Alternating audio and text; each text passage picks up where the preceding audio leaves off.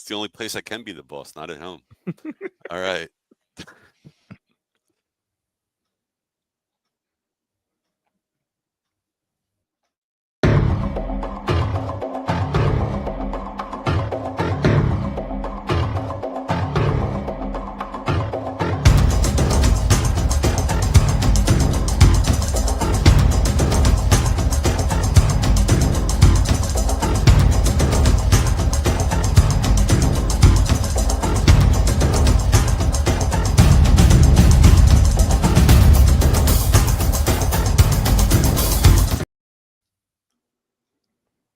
What's going on, ladies and gentlemen? It's your boy Sal G here with you on another edition of the Birds Flyby here on It's a Wrap Network. I'm joined today by the owner, the founder, the great one, Matty B. What's That's going right. on, brother? Say it loud, everybody. The owner, the founder, the great one. Absolutely, Sal. Thank you. You forgot one title. The biggest Commanders fan. Oh, yeah. Jaden Daniels fan. We'll get this. No, I mean here, Matty B. We're going to talk about Matty B. And we also got Big Al in the house. Big Al Zafiri. What's up, brother? You can't spell Sal without Al, and here he is in the flesh. I'm 2/3 of whatever Sal could be. That's pretty good. No, that's pretty bad. What's going on, gentlemen? And everybody listening, yes, you're not early. This is a pregame show. We don't normally do pregame shows here on It's a Wrap, but we wanted to treat you guys because we got a lot to talk about. There's a lot going on in this game. And I'm going to gauge your guys' temperature here because I'm feeling I'm getting sweaty. And I know I normally do when I podcast. That's why the sweatshirt's got to come off for me. But how are you guys feeling about this game? I'm nervous as hell right now. You know, the Jalen Hurts thing, the Cam Jurgens thing. I'm sweating bullets. And this game seems like it's going to be a lot closer than it was going to be a week ago. What do you guys think? Matty B. Oh, awesome. Okay. Well, thank you, Sal, for having me on the program. I appreciate it. So to answer your question, I ain't sweating at all. I feel great. I think this is obviously, I think we're kind of really getting into the weeds. Obviously, the Cam Jurgens situation with the potential of him not playing or him not starting or shifting the offensive line around at the last second, definitely a cause of concern, especially when you have a dinged up quarterback. Because I know he's not on the injury report anymore, Jalen Hurts, but I don't think that knee sprung back to life in less than in a week. So obviously, there's some concern along that front. But the football gods gave the Philadelphia Eagles a gift. They straight up gave him a gift. They gave him a home NFC championship game against the Washington Commanders by eliminating the high-octane Detroit Lions. So we can go into the X's and O's, which we will, which we should. But holistically, there's nothing to really be concerned about in this game. It's all worked out. I hate saying this, but I hate agreeing with this man sometimes in the top left-hand corner. Sal, thanks for having me on. Any chance I get to talk a little Eagles football is always a good day in my eyes. But going into this game, listen, it would be a huge missed opportunity if the Eagles lose today. Let's just throw that out there. It's boom or bust, and I've been saying that for a while, talking to you guys. But this isn't any different. I mean, some news coming out today between the questionable knee of Jalen Hurts, now Cam Jurgens being whatever, he's not out but active, starting. I don't know. I guess not. I guess he's not starting at this point. Looks like they're sliding Steen in and moving Landon Dickerson over. So there is that chemistry issue, especially when you're dealing with a guy whose knee is he's not 100% right now, as we know. So that is an issue. But listen, so is Washington. Washington's dealing with somebody that they lost Payne, who is now they're very deep at the defensive tackle, but he's one of their top defensive tackles they have right now. They're missing their best O lineman now as well, because we talked all week long, texting back and forth how this could be a Jalen Carter day, not Jalen Hurts as much as Jalen Carter type day. But I agree with Matt. This is they gave them the opportunity to do this at home, where the home field advantage is huge in Philadelphia. Now, granted, Washington being as geographically close to them as possible makes it a little easier, little nicer for them to get here than it would be if they had to go anywhere else, like LA. If LA beat us, but it's they need to take this opportunity. They need to get back to the Super Bowl. And listen, nobody, beginning of the season, we were all ready to fire coach. We're all ready to sell the team, sell the cow, whatever you want to call it. Don't sell it to Josh Harris, please. Yeah, God, he owns well, enough. apparently, if you sell it to Josh Harris, it's a hell of a turnaround. He knows what to do with football teams, not so much basketball teams. That's a whole different story for a whole different day. But no, I mean, listen, it's this is a golden opportunity for the Eagles to get back to the Super Bowl for the second time in 2 years. Second time in 3 years, but yeah, who's counting? I am. Third time in 8 years. So you got to look at it that way too. There you go. All right, so we're getting a little optimistic here. Guys, you're watching the Birds Fly By on It's a Wrap Network. Please make sure you give us a like, share, and subscribe. Follow that banner at the bottom. You can follow us on every social media platform. If wherever you're on, we're there. So check us out. And guys, talk about Jalen Hurts. He isn't on the injury report, and they don't put knee braces on the injury report. Jalen can't move with that knee brace, and he's wearing it again this week. We saw he got sacked. He got a safety last week after that knee injury. He got the brace on. He can't move. He looks like he's running an oatmeal. That second down horror show play that either Nick Sirianni called or our friend, the offensive coordinator, who I was hoping was going to go to Dallas, but he looks like we're going to have him next year because I don't think he's getting a coaching job.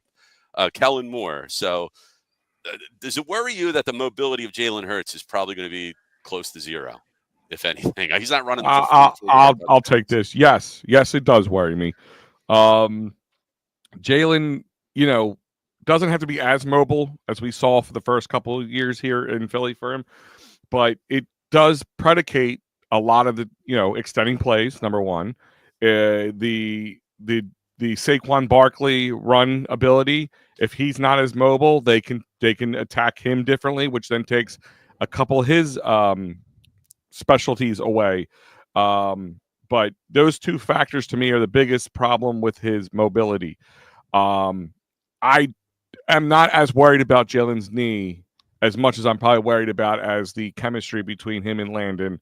If it's not, and if Jurgens can't come in and play and be healthy, so. I think. Listen, you can shoot up a knee and he can run through it and he'll be in pain tomorrow. Don't get me wrong, but they can do enough for him to get him through the next 3.5 hours of football. So I'm not as worried about the mobility, but if it's a big factor, we saw the difference when he was playing at the end, towards the end of last game. So yes. So I'm going to double down on that. I've been saying it all week. If you don't have 100% mobile Jalen Hurts, you might as well put another quarterback in there, one that can actually run the entire playbook. Let's kind of call a spade here, right? I mean, the reason why the Eagles are so predicated on the run is because Jalen Hurts just cannot be trusted to win games with his arm. And that was evident based on the stats from last season when they started off in that fugazi 10-1 and then finished the season, 1-6? And then went 2-2 to start this year, and they scrapped all kinds of passing and said, "You know what? No, we're not going to run. We're not going to throw the ball anymore. We're going to take away any kind of complicated passes that you have to execute, and we're going to go run heavy." Guys, I'm telling you, not having a mobile Jalen Hurts is a huge game changer. And then you factor in the offensive line problems. This changes everything. And I get what a lot of the homers in this town want to believe that we have an elite quarterback. Yet we don't have an elite quarterback, but that's not okay. That's not a bad thing. Game managers win Super Bowls all the time. We have a better than average quarterback. Let's call him elite. No. Let's call. I disagree. He is a definition of a game manager. Sal, if the game is on Jalen Hurts' arm, are you feeling confident that he can lead the team through the air down the field for a last-second touchdown to win the game? You know what? Jalen Hurts, game managers don't usually throw YOLO balls the way Jalen Hurts can throw them. I mean, I can throw a YOLO ball. Good God, man. Throw it up and let somebody go get it. Come on. There is no skill in throwing YOLO balls. Hold on. 361 pass attempts for Jalen Hurts in 2024. Only 48 of them were to the middle of the field. That's more than just scheme. That's lack of confidence and lack of trust of your quarterback. Top of his line. He's a shorter quarterback. That's where his. Where is it? I'm going to put it up. Go ahead. He can't throw over it. I should have had it ready. Bring it on. Tell me I'm wrong. That's why he's not thrown over the middle.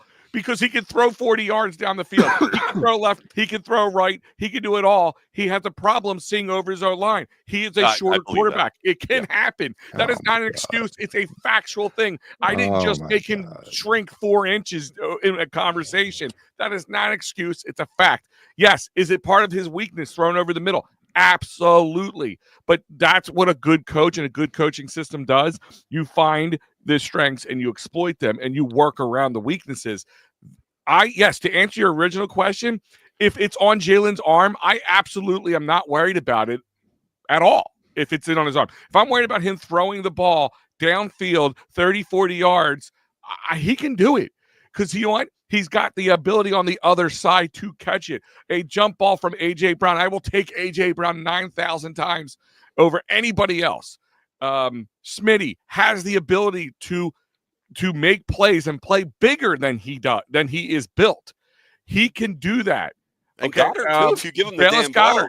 Dallas Goedert has become, I guess maybe he's heard the conversation people talk about him, how they want to move, people want to move on from Dallas in the new year, that his availability isn't always 100%, which it isn't, but we've seen him play like a beast lately, just stiff arm dudes, like they're children. Okay. 3 in a row on that touchdown. So it's on both ends of it. So yes, to answer your original question, on his arm, 100%. Yes. So why did the Eagles scrap their original? Why did the Eagles change their offensive game plan so drastically coming out of a bye? Because you have Saquon Barkley, and I think so coming out of the bye, not now, but why did they just say, you know what, we got to go run heavy? Why? Because the lineman said we got something with this guy, with Saquon Barkley, and this guy's got home run speed. He still can run 60, 70-yard touchdowns like he was coming out of Penn State.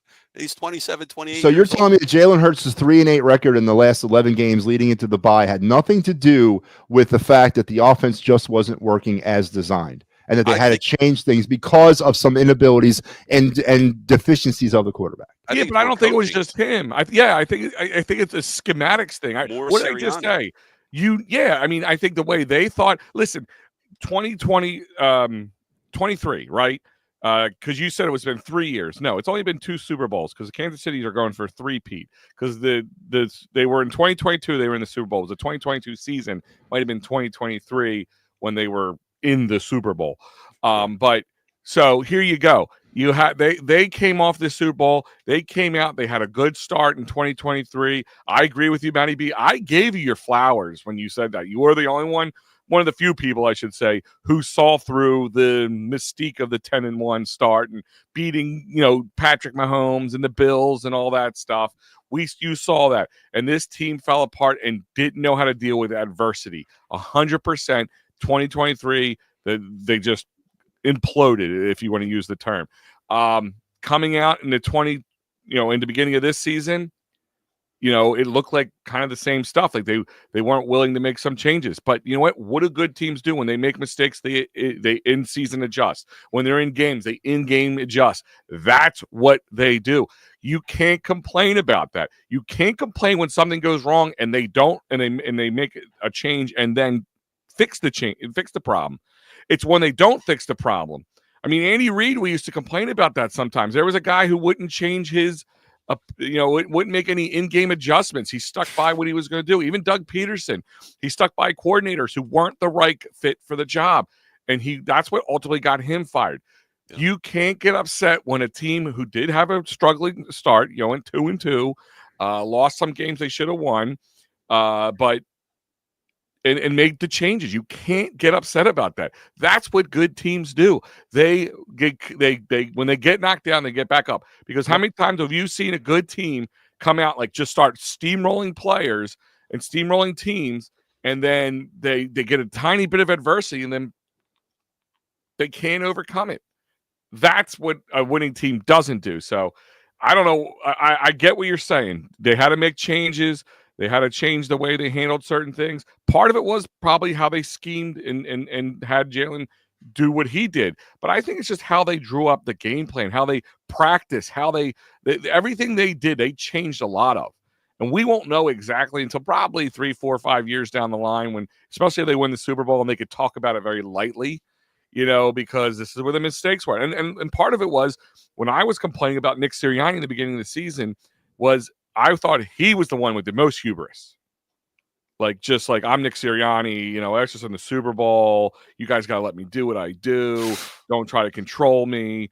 And we saw the immaturity, which you've, Matt, complained about numerous times. And I don't disagree with you. There's times that it's just mind-boggling the way he acted. But at the same time, they made changes. They made adjustments.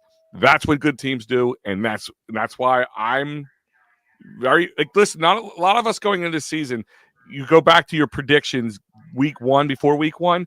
What do we all have?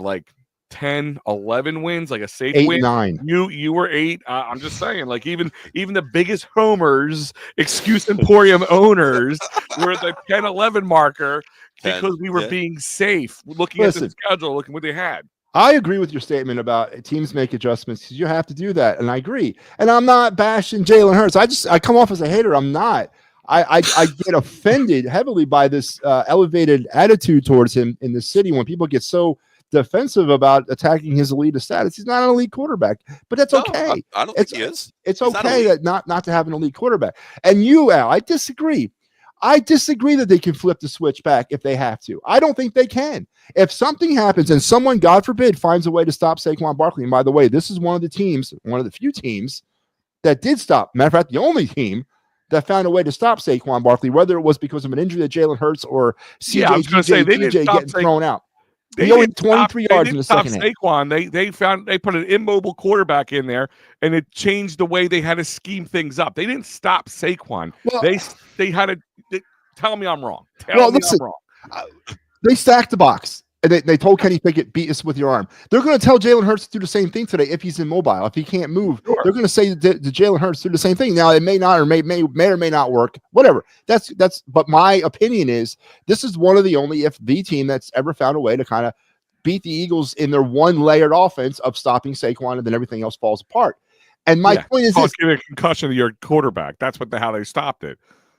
But how could Kenny Pickett move the football? Correct. Kenny Pickett did throw a touchdown in that game. The Eagle defense did give up 36 points, right? Jalen Hurts, were they upset that they lost Jalen? Was the defense kind of crying in each other's Gatorade? Is that what the problem was? They couldn't go on without Jalen? I mean, that had nothing to do with Jalen. And you might be right. But my point is this: I don't think the Eagles can flip the switch. I think this is it. It's Saquon or bust. And I don't like living like that. I haven't liked living like that all season. You got to blend it.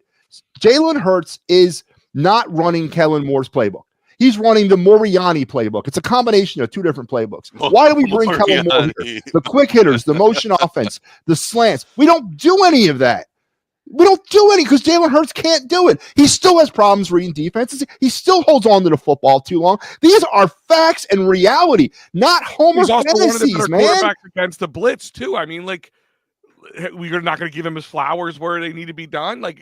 Absolutely will. That's what I said. I'm not a hater. I don't hate him. I'm just saying, percentage-wise, he's one of the better quarterbacks against the blitz. So, listen, here's the thing is, and I know you're very impressed with Jayden Daniels. I make the joke going into the show, but I know you're very impressed with Jayden, as am I. If you said, Al, hey, young quarterbacks coming out, who would you love to work? If you're running your own franchise, who would it be? Of course, Jayden Daniels would be the guy. But at the same time, people are just anointing this guy who, let me explain, still a rookie. Okay, if the game does come down, it's a close, shootout fight type of game. Do you not think that he might make a rookie mistake and try to throw it over, try to seam it between three guys against our secondary right now, who's one of the best, if not the best in the league right now? That's where I'm really focusing on this game. I think where this game is won is going to be on the defensive side because they played against the line. They played against Tampa Bay, who I'm sorry, not a great team. They weren't. They were a Jekyll and Hyde team. I thought maybe that Jayden Daniels, the rookiness would have came out against him. Todd Bowles would have been able to scheme him better. I was wrong. Todd Bowles was not able to scheme him better, but that game came down to the wire. The Detroit game, it all caught up with them. They got away from the run, just kind of like the Rams. they didn't start the hurry up offense against the Eagles, probably cost them the game last week. If they played the hurry up offense a little quicker, they probably would have won that game. We wouldn't even be having this conversation right now if it wasn't for that. Possibly. Now, here's the same thing: is they got to get they hit. Things have also hit well for them. So right now, this is going to be the test of the metal for both sides, both for the Eagles and for Washington, because for the most part, a healthy team on both sides. Both teams missing a couple key factors here, but can the rookie handle? Be the first rookie to go to the Super Bowl.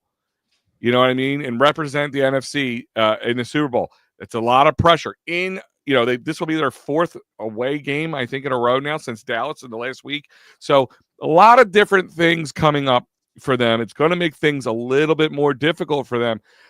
This is going to be the first team to blink will lose in my eyes. Like major turnover at the wrong time, allowing a team to get up on them quickly by making, inopportune throws and, pick sixes and things like that. Everybody like with the Jayden Daniels thing, just needs to calm down. Let's see what happens next year when teams have a whole season to watch video on him, scheme him, and all that kind of stuff.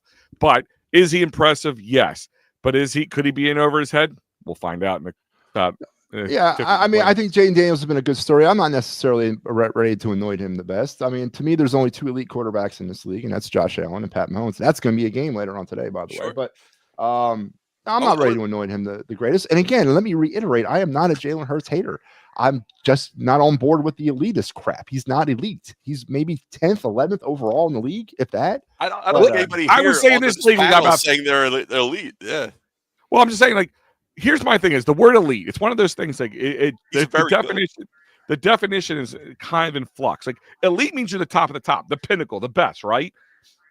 Yeah. Well, wouldn't that be like one, maybe two quarterbacks? And that's what I said: Pat Mahomes and Josh Allen. Okay. But number 5. But would you take the guy at number 3? At number 4, at number 5, yes. Like if you're the rest of your team, because you also have the number 1 running back. You have one of the top, if not the top O lines. You got the top defense. I'll take number 5 quarterback happily all day. But Jalen Hurts is not the number 5 quarterback.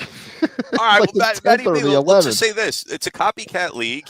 Josh Allen and Jalen Hurts physically have similar builds. What I saw last week were the Buffalo Bills running the tush push, running it well. That's a good point. Why are we arguing minutes before the championship? Because if you don't know us, we're not arguing. We're not breathing. All right, well, I want to bring this up. So, talking about turnovers here, let's talk about Washington or the Eagles defense. Would you guys say this game, whoever has the most turnovers, gives up the most turnovers, loses this game? That's so interesting point. Both these teams come into this game forced 6 turnovers and have not turned the football over yet at all. So that is a huge point in this game. Is someone's gonna blink here? That's and why you're right. Who blinks? Yeah. Who makes the first? Who makes the first wrong move? Yeah. Well, and the Eagles throughout. Sorry, Matt. The Eagles forced 6 turnovers in the other 2 games against the Commanders this year. They forced 6 turnovers out of the combined of the last, and they only turned the ball over twice in those 2 games. So right now, you would probably have to give the opportunity, and the way the Eagles have been, 16 turnovers in the last 5 games the Eagles have forced? That's friggin' amazing. That's like historically good. Well, sometimes it's also it's about getting, especially like we talk about this in baseball. It's about who's the hottest team at the right time. I mean, if you think about it, go back even when we were doing well, like right after the bye, up until like week 10, week 11, we didn't have many turnovers. We weren't winning the turnover battle, or we weren't getting many turnovers, but we also weren't giving up many turnovers either. What do you mean why? Why won't we turn the ball over? Jalen Hurts protects the football. Yeah, he's being smarter. And we were running the ball. We're running the ball more. They took the ball out of Hurts' hands. Come on, guys. Let's be honest, right? But they took the ball out of his hands. But he's not giving up turnovers, so that's. They took the ball out of his hands. Sure. Sorry, I just want to go back for a second here. One of the injuries that for Washington that's going to be huge in my eyes is Sam Cosmi, the guard, the offensive guard is out. That's going to cause a lot of problems up the middle for the Commanders. Particular, Al, you brought it up at the beginning. Jalen Carter might have a field day today, getting multiple sacks. I mean, he's going to be a hellraiser coming up the middle. Yeah, I mean, you might even see big old Jordan Davis kind of get in there and get those guys tight, like just bull rushing them. Because here's the other thing is, you do have to worry about Jaden Daniels' legs in this situation. So this is where you would use like a cage blitz type scenario where you're kind of filling in you're filling in the gaps a little bit. But you will want to bull rush him up the middle because Jaden Daniels is more of a guy, especially to his right. He's going to want to take off and kind of get around the outside, get around the defenders, and just get up on his horse and go. But if you can get Jalen Carter up on him in his face, hands up, even without touching him, you're taking a lot of his ability out. I agree.